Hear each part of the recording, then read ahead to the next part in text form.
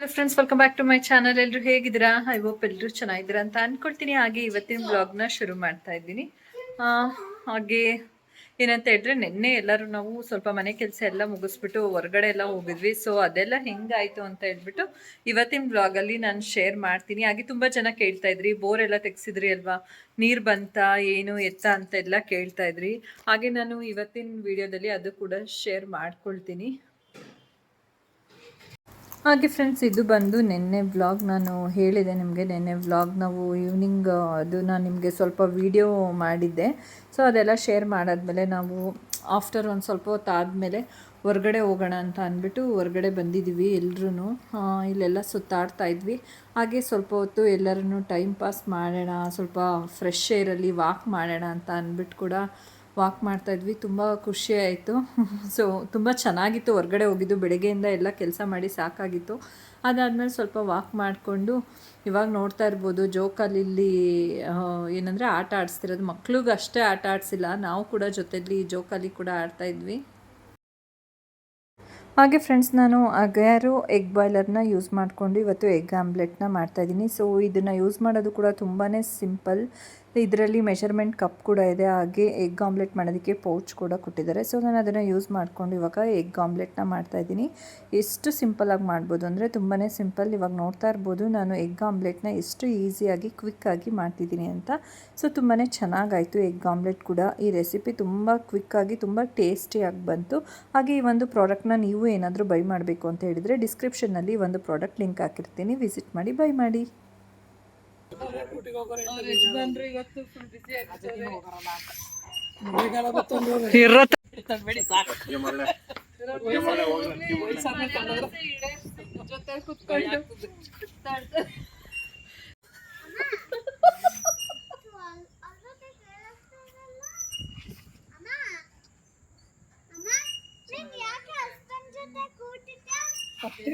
ನನ್ನ ಹಸ್ಬೆಂಡ್ ಜೊತೆ ಕುತ್ಕೊಳ್ದೆ ಇನ್ಯಾರ ಜೊತೆ ಕುತ್ಕೊಳ್ಳಪ್ಪ?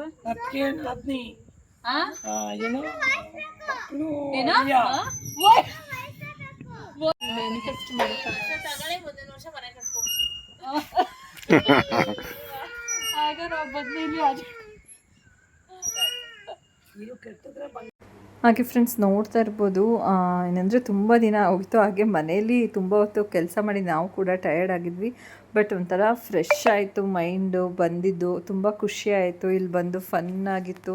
ಎಲ್ಲರೂ ಒಬ್ರಿಗೊಬ್ರು ರೇಗಿಸ್ಕೊಂಡು ಜೋಕಾಲಿ ಆಡ್ತಾಯಿದ್ದಿದ್ದು. ಅದರಲ್ಲಿ ಬೇರೆ ನಮ್ಮ ಬಂಟು, ನಮ್ಮ ಅಥರ್ವ ಹಾಡು ಹೇಳಿದರೆ ಅವ್ನು ಕಂಟಿನ್ಯೂ ಮಾಡ್ತಾಯಿದ್ದ ಸಾಂಗ್ನ. ಅಂತಂದರೆ ಅವನು ಅಂತ ಜೊತೆಯಲ್ಲಿ ಹೇಳ್ತಾ ಇದ್ದಿದ್ದು. ತುಂಬ ಚೆನ್ನಾಗಿತ್ತು. ಎಲ್ಲರೂ ಒಂಥರ ಎಂಜಾಯ್ ಮಾಡಿದ್ವಿ ಅಂತಲೇ ಹೇಳ್ಬೋದು. ತುಂಬ ಹೊತ್ತು ನಮ್ಮ ಮನೆಯವರಂತೂ ಬನ್ನಿ ಮನೆಗೆ ಹೋಗೋಣ, ಸಾಕು ಎಷ್ಟೊತ್ತು ಆಡಿದ್ದು, ಹೊರಡೋಣ ಅಂತ. ಇರ್ರಿ ಹೋದ್ರಾಯ್ತು ಅಂತ. ಅದರಲ್ಲೂ ನಾನು ರಮ್ಯಾ ಚಿಕ್ಕವ್ರು ಇರಬೇಕಾದ್ರೆ ನಮ್ಮ ಮನೆ ಸ್ಕೂಲ್ ಮುಗಿಸ್ಕೊಂಡು ನಮ್ಮ ಮನೆ ಹತ್ರ ಹೋಗ್ಬೇಕಾದ್ರೆ ಒಂದು ಕೋಟ್ರಸ್ ಸಿಗೋದು. ಆ ಕೋಟ್ರಸ್ಸಲ್ಲಿ ಪಕ್ಕದಲ್ಲಿ ಇದೇ ಥರ ಪಾರ್ಕ್ ಮಾಡಿ ಜೋಕಾಲಿ ಎಲ್ಲ ಇರ್ತಿತ್ತು.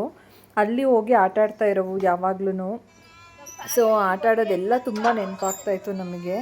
ತುಂಬ ಖುಷಿ ಆಗ್ತಾಯಿತ್ತು. ಅದು ಆ ಮೂಮೆಂಟ್ ಎಲ್ಲ ಇವಾಗ ನಮ್ಗೆ ಈ ಟೈಮಲ್ಲಿ ತುಂಬ ನೆನಪಾಗ್ತಾಯಿತ್ತು. ಅದನ್ನೇ ನಾನು ಅವಳು ಡಿಸ್ಕಷನ್ ಮಾಡ್ತಾಯಿದ್ವಿ.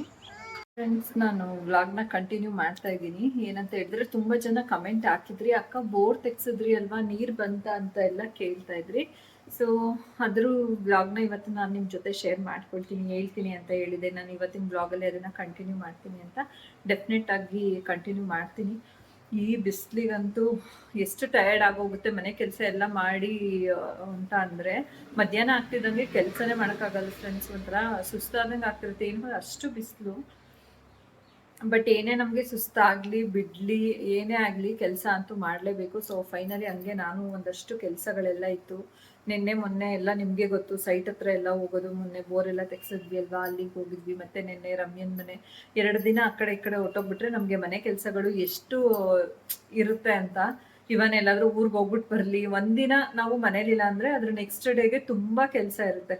ಸೊ ಅದೇ ರೀತಿ ನನಗೆ ಕಂಟಿನ್ಯೂಸ್ ಆಗಿ 2 ದಿನ ನನಗೆ ಅಲ್ಲಿ ಓಡಾಟನೇ ಆಗೋಯ್ತು. ಮನೆ ಹತ್ರ ಅಂದರೆ ಸೈಟ್ ಹತ್ರ ಹೋಗೋದು ಬರೋದು ಹಿಂಗೆ ಆಗೋಯ್ತು. ಸೊ ಅದರಿಂದ ನನಗೊಂದಷ್ಟು ಕೆಲಸಗಳೆಲ್ಲ ಇವತ್ತು ಬೇಜಾನಿತ್ತು. ಆ ಕೆಲಸಗಳೆಲ್ಲ ಮಾಡ್ತಾ ಸ್ವಲ್ಪ ಟಯರ್ಡ್ ಅಂತ ಅನಿಸಿ ಸ್ವಲ್ಪ ಹೊತ್ತು ಮಲಗಿ ರೆಸ್ಟ್ ಮಾಡಿದ್ದು ಆಯಿತು. ಅದಾದಮೇಲೆ ನಿನ್ನೆ ಚಿಂಟು ಅಲ್ಲೇ ಉಳ್ಕೊಂಡಿದ್ಲು ರಮ್ಯಾ ಅವ್ರ ಮನೆ. ಸೊ ಅದಾದಮೇಲೆ ಅಥರ್ವನ್ನ ಕರ್ಕೊಂಡು ನಮ್ಮ ಮನೆಗೆ ಬಂದು, ಅಥರ್ವ ನೋಡಿ ಮುಂಚೆ ಬರ್ತಾನೆ ಇರಲಿಲ್ಲ ಇವ ದೊಡ್ಡಮ್ಮನ ಮನೆ ಅಂತ. ಇವಾಗ ಬರೋದು, ಮುಂಚೆ ಬರ್ತಿರ್ಲಿಲ್ಲ. ಯಾಕೆ ಬರ್ತಿರ್ಲಿಲ್ಲ ಅಥರ್ವ ನೀನು ಮುಂಚೆ? ಲಾಸ್ಟ್ ಟೈಮ್ ಅದೇ ಅವಾಗ ಬಾ ಅಂದ್ರೆ ನಾನು ಬರಲ್ಲ ಸೌಮ್ಯ ಮಮ್ಮಿ ಅಂತಿದ್ದೆ, ಇವಾಗ ಬಂದ್ಬಿಡ್ತೀಯಲ್ಲ. ಹಾ ಇವಾಗ ಸುಮ್ನೆ ಬರ್ತೀಯಾ?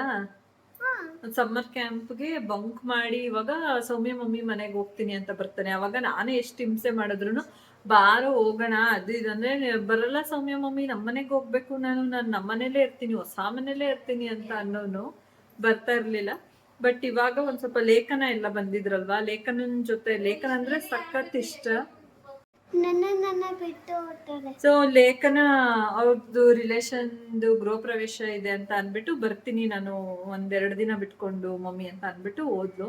ಸೊ ಇವನು ಬೇಜಾರು ಅವಳು ಹೋಗಿರೋದಕ್ಕೆ. ಕೇಳ್ತಾ ಇದ್ದ ಏನಂತ ಹೇಳಿದ್ರೆ, ಲೇಖನ ಅಕ್ಕ ನೀವು ಬಿಟ್ಟೋಗ್ತಿದ್ದೀರಾ ಅಂತ ನಂಗೆ ತುಂಬಾ ಬೇಜಾರಾಗ್ತಿದೆ ಲೇಖನ ಅಕ್ಕ ಅಂತ ಎಲ್ಲ ಅನ್ಕೊಂಡು ಫೀಲ್ ಮಾಡ್ಕೊತಾ ಇದ್ದ. ಅದಕ್ಕೆ ಸಮಾಧಾನ ಆಗ್ತದೆ, ಬರ್ತಾಳೆ ಆದಷ್ಟು ಬೇಗ ಅಂತ ಅನ್ಬಿಟ್ಟು ಹೇಳ್ತಾ ಇದ್ದೆ. ಹಾಗೆ ಫ್ರೆಂಡ್ಸ್, ತುಂಬಾ ಜನ ಏನಂತ ಹೇಳಿದ್ರೆ, ಅದೇ ನಾನು ಹೇಳ್ದಾಗೆ ನೀವು ಬೋರ್ ತೆಗ್ಸಿದ್ರಾ ಏನು ಅಂತ ಕೇಳ್ತಾ ಇದ್ರಿ ಅಲ್ವಾ. ಸೊ ಆ ವಿಚಾರಕ್ಕೆ ಹೇಳ್ತೀನಿ ಇವಾಗ. ಖಂಡಿತ ನಾವು ಬೋರ್ ತೆಗ್ಸಿದ್ವಿ. ಬೋರ್ ತೆಗ್ಸಿದಾಗ ಎಲ್ಲರಿಗೂ ಒಂದು ಕ್ವಶನ್ ಇರುತ್ತೆ, ನೀರು ಬಂತಾ ಏನು ಎತ್ತ ಅಂತ ಅಂದ್ಬಿಟ್ಟು. ಬಂತು. ಇಷ್ಟು ಒಂದು ನಮಗೆ ನೀರು ಸಿಕ್ಕಿದ್ದು ಬೋರಲ್ಲಿ 350 ಫೀಟ್ಗೆ ನಮಗೆ ನೀರು ಸಿಕ್ಕಿದ್ದು. ಬಟ್ ಅಲ್ಲಿವರೆಗೂ ಒಂದು ಟೆನ್ಷನ್ ಇದ್ದೇ ಇತ್ತು. ಅಂದರೆ ನಮಗೆ ಅಭ್ಯಾಸ ಇಲ್ಲ ಅಲ್ವಾ ಜಾಸ್ತಿ, ಅಂದರೆ ಮುಂಚೆ ಬೋರೆಲ್ಲ ತೆಗೆಸಿ ಅಷ್ಟು ಗೊತ್ತಿರಲಿಲ್ಲ. ರಮ್ಯಾ ಅವ್ರಿಗೆ 200 ಫೀಟ್ಗೆ ಸಿಕ್ಕಿತ್ತು, ಬಟ್ ನಮಗೆ 300 ಆಗ್ಬಿಡ್ತಲ್ಲ. ಅಯ್ಯಪ್ಪ ಇದೇನು ಹಿಂಗೆ ಆಗ್ತಿದೆ ಅಂದರೆ ಒಂದು ಹೋಪ್ಸ್ ಇತ್ತು ನಮ್ಮ ಅಣ್ಣ ಅವ್ರಿಗೆಲ್ಲ.